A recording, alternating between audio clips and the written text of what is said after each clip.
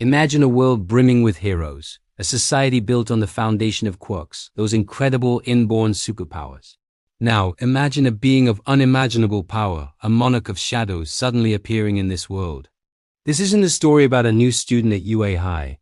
This is the story of what happens when Sung Jin-Woo, the Shadow Monarch from Solo Leveling, is thrust into the vibrant, chaotic universe of My Hero Academia.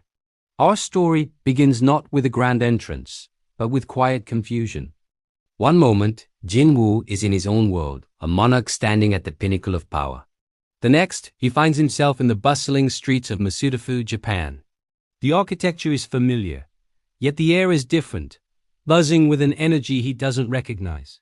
People walk by with physical mutations, others casually use powers in broad daylight. This isn't his soul. This is a world where the extraordinary is ordinary. His first clue that something is profoundly wrong comes when he tries to sense the mana in the air. There is none. The source of his power, the very fabric of his reality, is absent.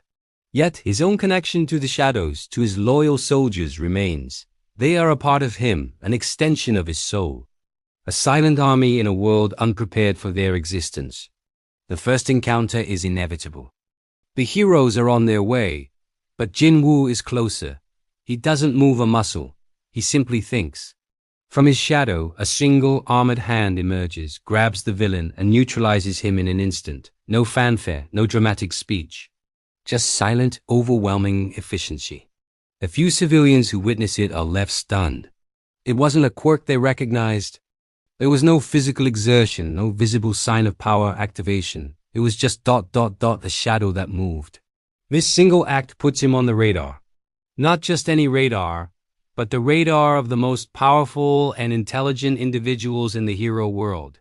Aizawa, also known as Eraserhead, is one of the first to investigate. He reviews the security footage, his logical mind struggling to process what he's seeing. He tries to use his erasure quirk on Jin-Woo from a distance during a follow-up observation. Nothing happens. Jin-Woo simply turns, his gaze meeting Aizawa's from across a city block. A gaze so intense it feels like a physical weight. Aizawa realizes with a chilling certainty, whatever this man possesses, it is not a quirk. The news travels fast. A phenomenon that defies the known laws of their world. This is a puzzle Nezu is desperate to solve. He extends an invitation, not as a potential student or threat, but as an anomaly to be understood. Meanwhile, the villains take notice too. All for One, from the depths of Tartarus, senses a new, immense power signature on the world stage. It's a power unlike any quirk he has ever encountered or stolen. It feels ancient, dark, and absolute. It's not a power to be stolen, but a force to be reckoned with. Shigaraki and the League of Villains also hear whispers of a shadow man who commands darkness itself. Jin-Woo, for his part, wants nothing to do with their hero-villain conflict. His goal is singular, find a way home. He begins his own investigation, using his shadows to gather information on a scale no spy network could ever hope to match. His shadow soldiers become his eyes and ears, moving unseen through the city, listening to conversations and accessing data. His path inevitably crosses with the students of Class 1A, perhaps during a training exercise gone wrong or a villain attack where they are outmatched. Imagine the students struggling against a powerful Nomu. Bakugo's explosions barely scratch it.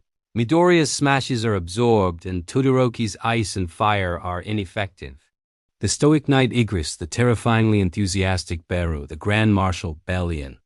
The students can only watch in awe and terror as this shadow army dismantles the Nomu with military precision. Jin-Woo steps out from the shadows, not looking at the defeated monster, but at the stunned students. He doesn't offer a hand of friendship or a heroic one-liner. He simply asks. Midoriya, ever the analyst, is speechless, his mind racing, his notebook practically flying open on its own. This man's power, it's like 1,000 quirks in one, yet it's none of them. The sheer number of his summons, their individual strength, it's beyond anything he could have imagined. This interaction creates a complex relationship. The heroes at UA see Jin-Woo not as a hero, but as a neutral cataclysmic force they must understand. All Might, in his weakened form, meets with him, one former symbol of power to a current one. He warns Jin-Woo that his immense power will inevitably draw the worst of their world to him, and it does. The League of Villains, under Shigaraki's command, decides to test the Shadow Monarch's strength. They orchestrate a large-scale attack, not to destroy, but to draw him out. They underestimate him, grossly. Jin-Woo, annoyed by the interruption to his research, doesn't just defeat them. He unleashes a fraction of his army, a sea of shadows that floods the battlefield. The villains are overwhelmed, not by brute force alone, but by sheer terrifying numbers and strategy. He captures one of them, perhaps Dabi or Toga, and uses his shadow extraction. Not to create a soldier, but to read their memories, to understand the mind of his enemy. All for one. He learns of a man who can give and take quirks. A man who might hold the key to understanding the strange energies of this world, and perhaps a clue to a way back. The story now pivots. It's no longer just about Jin-Woo finding his way home. He's now an active player, whether he likes it or not. He realizes that All for One's insatiable hunger for power might be the only thing in this world that could potentially interact with his own unique energy signature.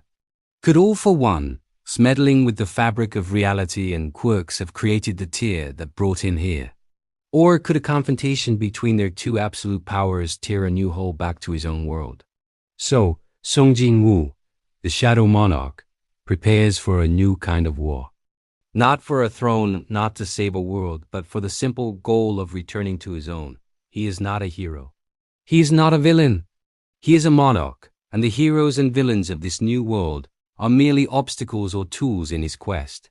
The question is, will the world of My Hero Academia survive the attention of the King of the Dead? And what will happen when the symbol of fear, All for One, finally comes face to face with the embodiment of absolute death and rebirth? The clash of these titans would not just shake a city, it would threaten the very reality of the world itself. Thanks for watching, everyone. What do you think would happen next? Would Jin-Woo ever find a way home? Let me know your theories down in the comments. Don't forget to like this video and subscribe for more what-if scenarios. Until next time.